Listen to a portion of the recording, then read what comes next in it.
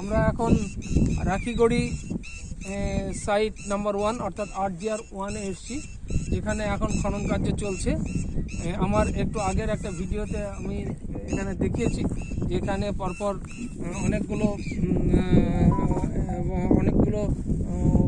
কূপ অর্থাৎ স্কোয়ার টাইপের কূপ খনন করা হয়েছে, যেগুলোতে আশা করা যাচ্ছে যে কিছু স্কেলেটন এখানে পাওয়া যেতে পারে।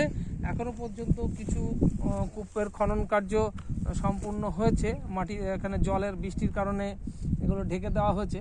যদিও আমরা এটা এই তাঁবুটা তুলে আমরা দেখেছি এবং আগের ভিডিওতে সেটা আমরা দেখতে পেয়েছি যে এখানে মোট 18 ফিট গভীরতা পর্যন্ত খনন কার্য হয়েছে। আর এখানে এই RGR-1-এই দেখা যাচ্ছে যে যে এই অংশে অর্থাৎ ওই যে টিনের শেড দেখা যাচ্ছে ওই অংশে ফার্নেস ছিল। সে ফার্নেসটা এমন হতে পারে এখানকার ব্রিক তৈরির জন্য হতে পারে বা অন্যান্য কাজেও হতে পারে। এবং এখানে একটি ঝামা পাওয়া গেছে। এটা ইন্ডিকেট করে যে এই ধরনের ঝামা হতে কম করে 1600 ডিগ্রি সেন্টিগ্রেড তাপমাত্রা প্রয়োজন, কম করে 1600 ডিগ্রি সেন্টিগ্রেড তাপমাত্রা প্রয়োজন। সেই ঝামাটি আমরা একটু পরে দেখাবো।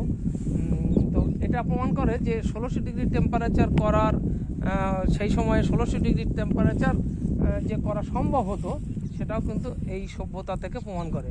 আমরা সামনে দেখতে পাচ্ছি 6 নম্বর RGR-6 ওই দূরে দেখা যাচ্ছে ইলেকট্রিক পোস্টের ওখানেই যে মহিলার একটা স্কেলেটন পাওয়া গেছে, সেই স্কেলেটনটা ওখানে পাওয়া গেছে। ওইখানে পাওয়া গেছে যে স্কেলেটনটা, যার ডিএনএ টেস্ট হয়েছে, যেটা নিয়ে কিছুটা এখনও কন্ট্রোভার্সি আছে। এবং ওইখানেই যে গহনার ইন্ডাস্ট্রি অর্থাৎ জুয়েলারি ইন্ডাস্ট্রি সেটা ওখানেই পাওয়া গেছে।